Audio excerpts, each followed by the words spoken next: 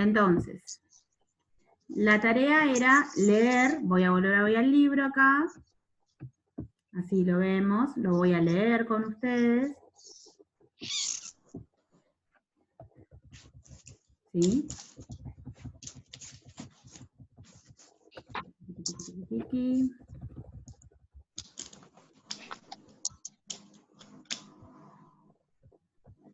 Me fui, para abajo era.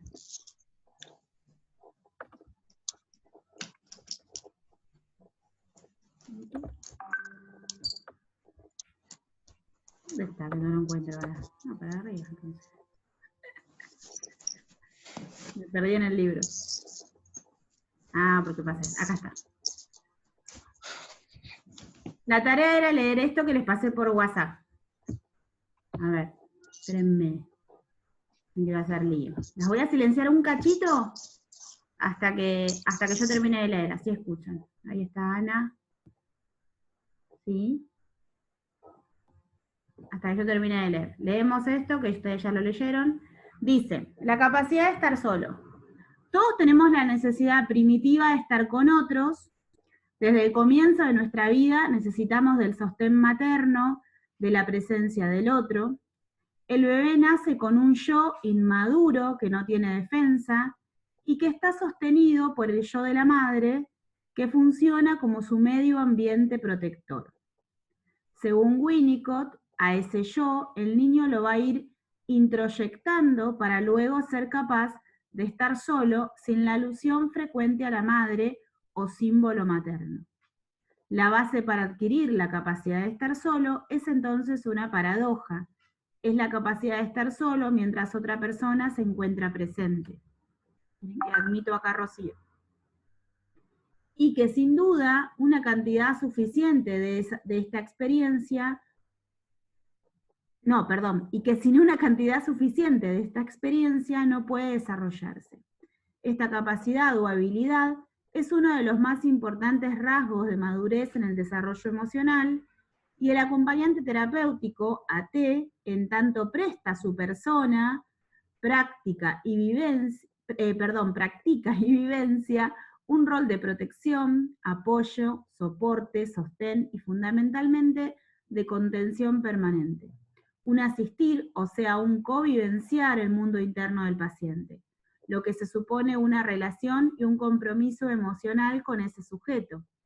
Esto constituye el aspecto más primario de la relación, por eso entronca con el llamado maternaje, permitiendo así acompañar al paciente en el proceso que va de su regresión a su individuación.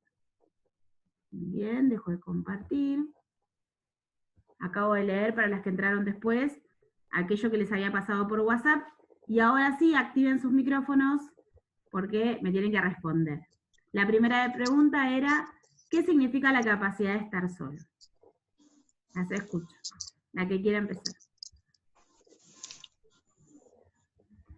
Señora. Dale, Estela. Bien. Bueno, la primera que dice, ¿qué significa la capacidad de estar solo? Todos tenemos la necesidad primitiva de estar con otro. La base para adquirir la capacidad de estar solo es, entonces, una paradoja, es la capacidad de estar solo mientras otra persona se encuentre presente, y que sin una cantidad suficiente de esta experiencia no puede desarrollarse. Bien. Eso puse en la primera. Bien, ahí, espérame ahí está la respuesta. ¿Alguien lo puso con otras palabras? Dale, Juli.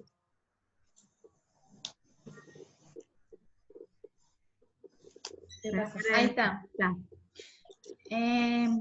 La capacidad de estar solo es lograr el desarrollo emocional, vivir en el ambiente siendo capaz de tener una madurez. Bien, bien. Lograr el desarrollo emocional. Zoe, habías levantado la mano. Acá estoy. Puse que se refiere a la independización de la persona, que hagan otras personas presentes. Claro. Y que se adquiere con experiencias en el día a día. Bien, bien, está bien. ¿Alguien más? Chicas, Yo puse lo mismo que Estela. perdón, Cami, ¿qué decías? Yo puse lo primero que Estela. Lo mismo que Estela, bien. Las chicas Vargas, Sí, sí, parecido, la capacidad de estar solo mientras otra persona se encuentra presente. Sin experiencia suficiente no se puede desarrollar esa capacidad de estar solo.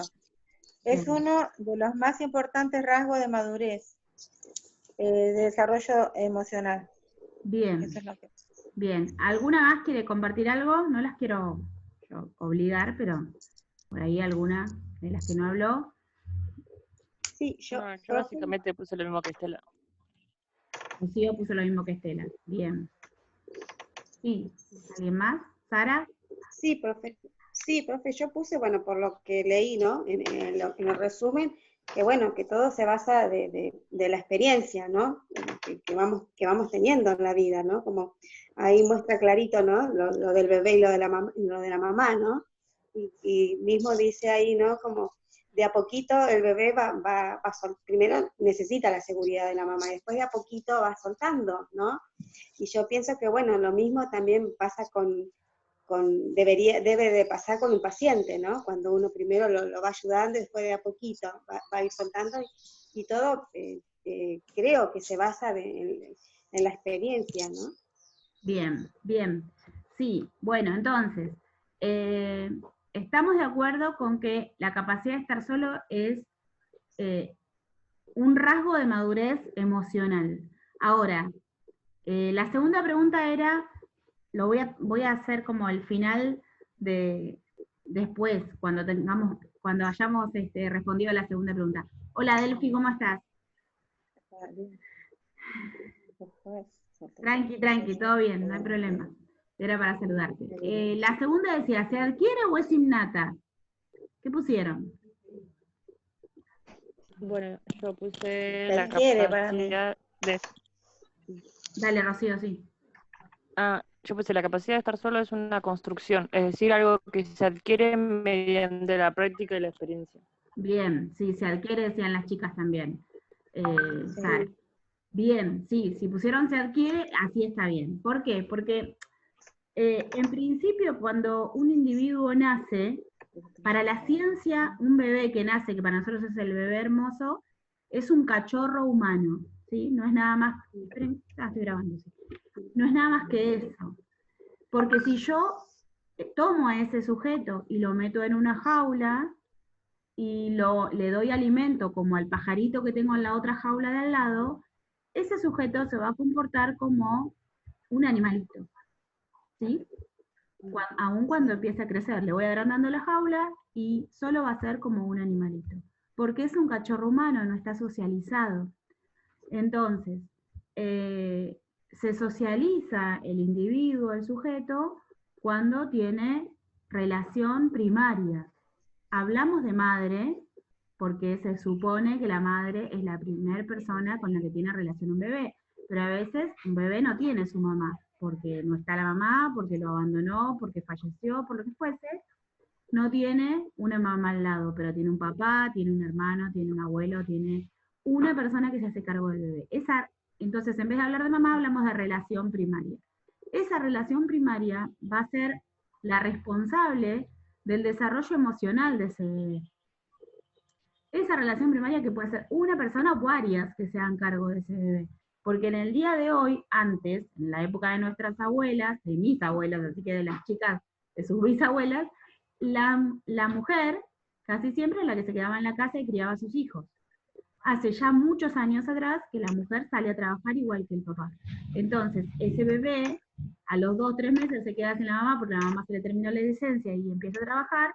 Entonces, ese bebé queda al cuidado de una cuidadora, de un hermano, de una abuela, de quien fuera, de otra persona. Esa relación primaria ya no es una sola, son varias personas que se hacen cargo. Y el desarrollo emocional de ese niño va a estar a cargo de todo ese entorno primario, ¿sí? Ahora, hablamos de la capacidad de estar solo, sí, es la capacidad de estar solo aún estando con otros. ¿Vieron que si en algún momento tuvieron a una criatura cerca, a veces las mamás se pueden a charlar o están haciendo cosas y el bebé anda por ahí y juega solo. Entonces, ese bebé que juega solo y anda o está sentado en el carrito o está en otra actividad mientras la mamá está por ahí, es un bebé que ya está adquiriendo la capacidad de estar solo. Ahora, ese bebé que está siempre pegado a la madre y la madre cocina con el bebé colgado y lava la ropa y hace todas sus quehaceres o todas sus actividades con el bebé, ese bebé no tiene la capacidad de estar solo, no la está adquiriendo. Es algo que se adquiere.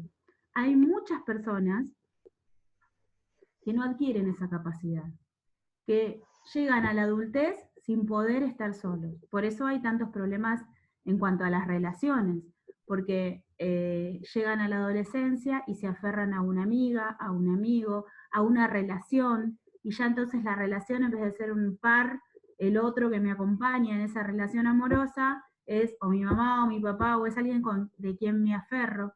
Entonces, para no extenderme tanto, la capacidad de estar solo es algo que se adquiere y va de la mano de la relación primaria del sujeto, ¿sí? Si no hay un buen entorno primario y no hay una contención primaria del sujeto, seguramente en algún momento de su vida va a tener problemas para poder estar solo, para poder desarrollarse con autonomía, con independencia, como decía Zoe. Es como la individualización del individuo, ¿sí? Valga la redundancia. La independencia es eso que se adquiere, que es independiente de la madre, independiente de la relación primaria. Ese niño que llega al jardín y no se puede despegar de la madre, llega el momento de entrar al jardín y pasan meses y meses y no se... es porque le está costando dejar ese apego, ¿sí? Soltar con ese vínculo. En algún momento la madre tiene que soltarlo, o quien sea que cumpla la función del maternaje, porque si no ese niño crece con una dependencia del otro que en algún punto de su vida va a ser anómalo, va a ser patológico, porque todas las personas necesitamos de la otra persona, de tener otras personas al lado, pero también necesitamos tener autonomía, necesitamos ser personas independientes. Entonces, como respuesta está bien, la capacidad de estar solo es la capacidad de ser independiente, de adquirir autonomía, es un rasgo del desarrollo emocional, esas cosas son importantes para que lo tengan escrito, y es algo que se adquiere estando con otros, ¿sí? Algo que yo hablo mucho en estimulación temprana con mis estudiantes es que, vieron que los papás jugamos a, el fantasmita le digo yo, a taparnos la cabeza y decir está, no está, y salir y volver a taparnos. Entonces, ese juego que hacemos, que nosotros las estimuladoras tempranas también hacemos, con el niño, de taparnos y decir no está, y después volver a destaparnos, es muy bueno para estimular esta capacidad de estar solo. ¿Por qué? Porque el niño que no tiene el concepto de permanencia, cuando la mamá desaparece, lo que él va a sentir es que desapareció para siempre, que no está más, ¿sí? Porque no tiene el concepto de decir, no, se fue a la cocina, no está más en la habitación, se fue a la cocina.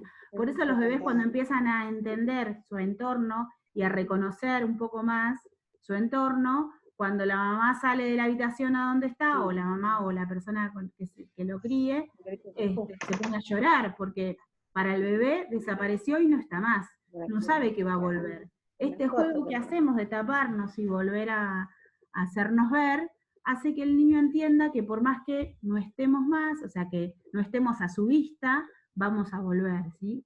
Es el juego de la permanencia, se le puede decir. Entonces, todas esas estimulaciones que se le hacen al bebé hacen que adquiera esta capacidad de estar solo, ¿sí? Ahora, hay una realidad que nos lleva a pensar en el trabajo del acompañante terapéutico, es que muchas personas no han adquirido porque la relación primaria no ha sido lo suficientemente capaz de poder soltar a esa persona, ¿no? A poder hacer que ese desarrollo emocional crezca, se capacite la persona en tener ese desarrollo emocional. el entorno primario no ha ayudado, no ha sido de contención y demás. Entonces llega a la vida adulta con inconvenientes de salud. Y entonces, ahí es donde viene a intervenir el acompañante terapéutico, en esta función de maternaje. Casi siempre las personas con las que trabajamos los acompañantes, que tienen problemas más que nada en lo psicológico, en lo psiquiátrico, en enfermedades que afectan el ánimo, trastornos del ánimo, depresión, ansiedades, ataques de pánico y eso, no tienen bien desarrollada la capacidad de estar solos, no saben cómo enfrentar las vicisitudes de la vida, cómo seguir adelante y demás. Entonces, el acompañante terapéutico va a venir a intervenir para poder ayudarlos, para poder hacer ese rol de madre en primera instancia, para luego empezar a soltar y desarrollar en el paciente autonomía. ¿Se entiende cómo es? ¿Sí? Aguárdenme un segundito. Acá estoy. Bueno, ¿se entiende entonces esto de la capacidad de estar solo, cómo es? ¿Alguien que me quiera comentar algo o me quiera preguntar? ¿No? Veo caras de que se entiende, por lo menos. ¿Sí? Bueno, entonces vamos a seguir adelante. Un poco era para que empecemos a tener esas dos preguntas que les dejé, que tengamos esa capacidad nosotras, como estudiantes, de poder leer algo, interpretarlo y poder sacar la respuesta, ¿sí? Está bien, es un poco entender cuál va a ser el rol del acompañante terapéutico. Muchas veces vamos a hacer ese rol de maternaje, pero no somos la madre, ni mucho menos, ni cerca de eso, pero vamos a tratar de que la persona adquiera esa capacidad de estar sola, ¿sí? Hace un tiempo me pasó que en un curso una señora grande, ya abuela, dijo que ella no podía estar sola. Cuando llegamos a este punto, ella dijo, la verdad a mí me gusta mucho, a mí me tienen que traer hasta acá, al instituto, porque no me gusta andar sola en la calle. No tengo esa capacidad. Bueno, pero estás estudiando, así que, y estás acá en el aula rodeada de un montón de gente que por ahí no tienen que ver con tu entorno. Así que un poco tenés desarrollada esa capacidad. Pero bueno, me cuesta mucho esto de andar sola por la calle, y era una señora grande. Todo lo hago con mi marido, y esto pasa mucho.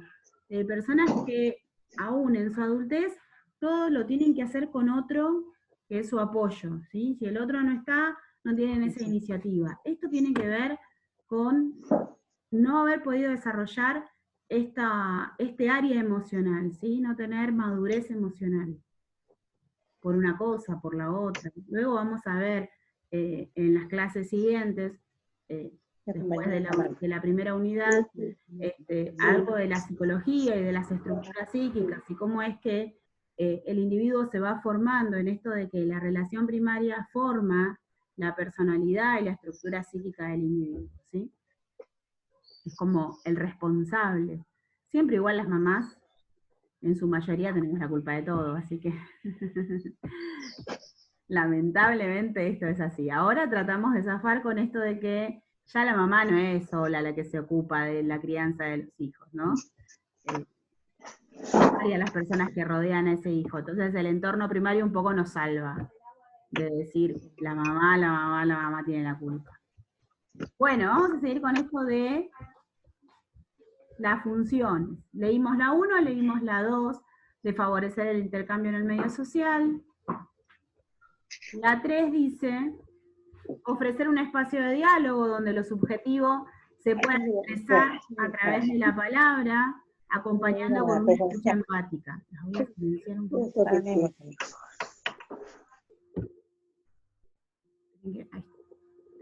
Esto que hablábamos hace un rato, muchas veces nuestro trabajo consiste en nada más que escuchar a la persona desde otro lugar, porque siempre que hay un paciente, más que nada adolescente, adulto, tiene un entorno que seguramente está preocupado por su problema, por su patología o por la inconveniente que está pasando en ese momento, pero el paciente puede sentir que ese entorno no lo está entendiendo. Entonces, que venga otro de afuera y que me pueda escuchar sin juzgarme, poniéndose en mi lugar, da lugar a la cura, ¿sí? Mucho mejor si ese otro que viene, que es de afuera y que no tiene nada que ver con mi familia, me va a escuchar y no me va a juzgar, y tiene la capacidad para poder entenderme, está capacitado. Ya no es un amigo que me escucha y nada más, y hasta puede criticar a mi familia. Esta persona viene a acompañarme terapéuticamente, puede entender lo que le estoy diciendo, está capacitado para eso, y puede trabajar con el equipo tratante para llevarme hacia la cura o llevarme hacia la solución. 4. Acompañar al paciente y a su familia en sus cuadros afectivos, mediando en posibles situaciones de conflicto, apuntando a generar convergencia. Esto es un poco de lo mismo que estábamos hablando. Cuando trabajamos con patologías como, por ejemplo, adicciones al alcohol, a las drogas, al juego, y la persona se está rehabilitando, o ya se rehabilitó y salió de la comunidad terapéutica, y tiene que volver a ese entorno familiar, seguramente hay muchos de los lazos afectivos de esa persona que van a estar rotos, quebrados. ¿Por qué? Porque cuando la persona estaba en el medio de la adicción, lo vamos a ver cuando veamos adicciones, cometió demasiados errores, vendió cosas para poder seguir jugando, se peleó con un familiar y otro, hizo lío en la casa con los vecinos. Entonces hay como que restablecer eso, porque la persona que sale de la comunidad terapéutica o que está en un tratamiento y ya está en rehabilitación y funciona con un acompañante terapéutico, tiene que volver a empezar, y es ahí donde uno intenta trabajar con los lazos familiares, con aquellos que estaban quebrados y con nuevos lazos familiares también. 5. Promover la calidad y estilo de vida, reduciendo factores de riesgo y potenciando factores protectores. Un poco vamos a ver esto, si nos queda tiempo hoy, si no la clase que viene. Vamos a armar una red social. Yo les voy a enseñar cómo se hace para armar una red social de nuestro paciente, porque hay patologías como, por ejemplo, a ver qué se me ocurre, trastornos de la conducta alimentaria, lo que conocemos como anorexia y bulimia, no es nada más que esas, pero hay alguna otra más. Los pacientes, aun cuando están tratando de salir adelante y salir de la anorexia, de la bulimia, suelen tener conductas que van en contra de su cura. Entonces, el acompañante terapéutico puede estar 4 o 6 horas con ese paciente en su casa, en su domicilio, en sus actividades, en un establecimiento, pero no puede estar todo el día, y entonces es necesario que haya una red social, una red que sea familiar o de amigos, que lo contengan, que de alguna manera estén observando cuáles son sus conductas, no para vigilarlo, pero sí estar atento a qué puede llegar a estar haciendo en contra de su cura. Entonces es importante para el acompañante terapéutico que interviene, más que nada en un domicilio, hacer una red social para ese paciente. Ya les digo, si no llegamos hoy, lo vamos a hacer la clase que viene. Entonces uno tiene que promover ese estilo de vida y calidad nuevo, ¿sí?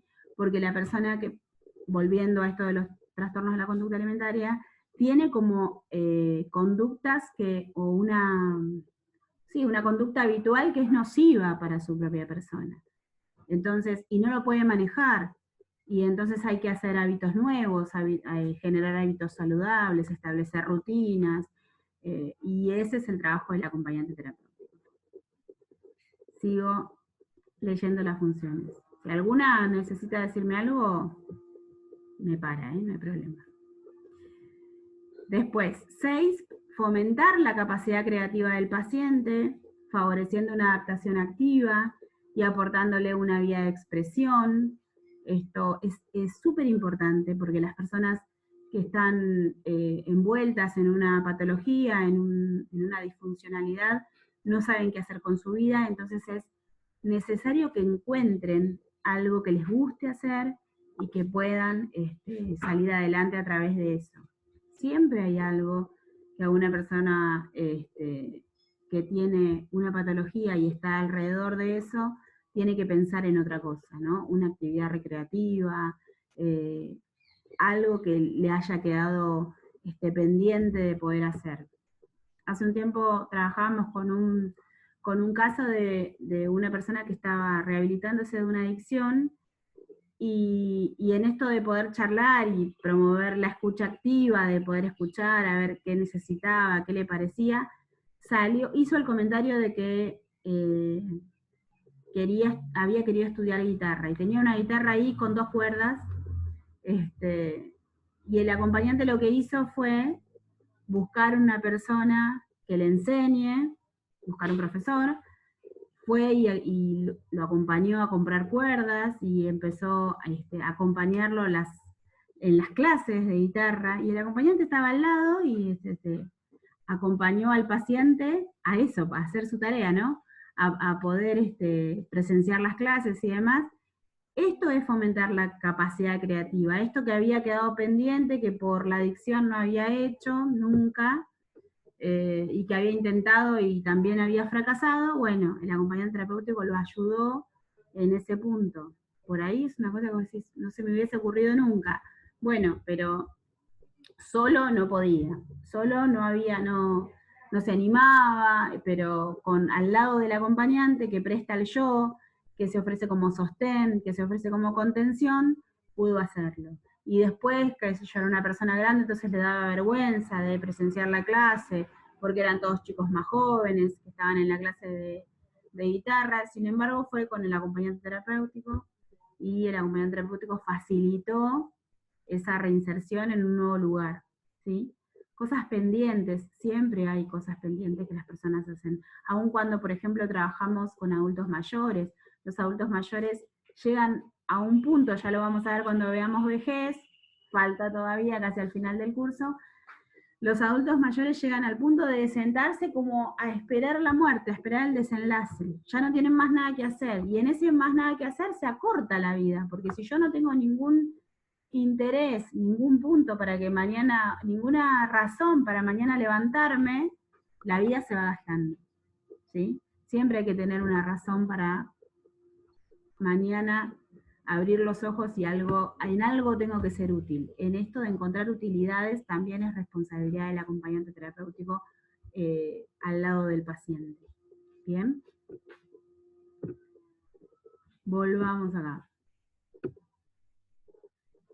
Yo cada rato saco el libro porque me gusta verlas a todas, y si no veo nada más que a 4. Bueno, 7, favorecer el desarrollo de las potencialidades sanas del paciente, un poco lo mismo, potenciando las posibilidades y capacidades del sujeto y apoyando en lo anímico y lo concreto, la realización de actividades, ¿sí? Es importante que el acompañante nunca vea lo que no puede hacer el paciente, no porque él tiene síndrome de Down, no, él no puede hacer esto y no puede hacer lo otro, tiene autismo, no, porque él no le gusta esto y no le gusta lo otro. Nunca nos podemos quedar con los no, siempre tenemos que intentar hacer cosas nuevas, ¿sí? Siempre hay potencialidades sanas que pueda hacer ese paciente. Cooperar con la construcción de una cotidianeidad y un vínculo beneficioso para el paciente, otorgando un espacio más de producción subjetiva, esto de establecer rutinas de una cotidianeidad sana, ¿sí? 9, facilitar las condiciones que le permitan el diseño de hábitos sanos, bueno, un poco lo mismo. 10, limitar en situaciones interpersonales en donde el paciente pueda resultar perjudicado. Esto que sucede a veces, se me ha pasado trabajando en institución, en una escuela donde hay niños, y yo trabajo con un niño, y por ahí los niños o lo molestan, o no lo entienden, o aún a veces adultos, profesores que no quieren renegar con ese chico con una patología y lo ignoran, entonces pasan esas cosas, entonces el acompañante terapéutico va a venir a intervenir para poder ayudar a que ese paciente, que es nuestro paciente, en la escuela también pueda resolver esos conflictos, ¿no? Siempre tenemos que promover el desarrollo del paciente en beneficio de él mismo, ¿sí? Que sea favorable. Siempre el tiempo con el que pasa con nosotros, esa estadía que está con nosotros, tiene que ser buena, tiene que ser favorable para el paciente. Siempre hay que estar vigilando eso, que el paciente se encuentre bien, que nadie esté haciendo algo, esté teniendo una conducta nociva hacia él. Bueno, me quedan 5 minutos, y antes que se corte prefiero cortarlo yo. Como ya les dije, no les voy a pasar todas las funciones para que las copien, porque no es la idea, pero sí tener una idea de cuáles son las funciones, y seguramente hay muchas más funciones. Vamos a ir viendo cuando veamos patologías y situaciones distintas, condiciones diferentes de vida, vamos a ver funciones específicas del acompañante terapéutico, ¿sí? ¿Alguna duda, alguna pregunta, algo que me quieran comentar? Siempre repito lo mismo porque no quiero que les quede nada, ¿no? Bueno, entonces, corto y, a ver qué hora tenemos, menos 20, menos cuarto, nos volvemos a unir, 5 minutos. Y nos Tengo una volvemos a consulta. unir. Dale, Isabel, decime. En el caso de que yo tengo el libro, ¿es necesario que tengo que copiar lo que vos ponés en un cuaderno o No, voy directamente con el libro? No, con el libro van a poder estudiar para el examen, por ejemplo. En el examen Claro, esto de las funciones, saber que ustedes puedan explicar con sus palabras cuáles son las funciones del acompañante terapéutico, por ejemplo. Entonces, es importante que lo sepan, que lo tengan, pero las veo mucho anotar, tomar apuntes, eso es genial. Está bárbaro que tengan esa participación de poder anotar, esa costumbre, entonces eso les va a servir. Y después tendrán el libro, el que lo tiene ya mejor y el que lo tiene más adelante no hay problema. Van a tener el libro para estudiar, todavía falta para el examen. Yo solamente les paso siempre en el grupo de WhatsApp todo lo que voy leyendo para que a ustedes les quede, para que tengan un registro. Después, si lo que quieren copiar en la carpeta lo copian, lo que no quieren no lo copian. Casi siempre lo que les dicto es lo más importante que tienen que copiar, que tienen que tener sí o sí de clase a clase. Ok. Bueno, las dejo y en 5 minutos nos volvemos a unir, yo les aviso, ¿sí? Dale. Pero como yo grabo, tarda un poquito la reunión en convertirse en archivo. Por eso siempre les doy esos 5 minutos. Bárbaro. Así cerramos la clase.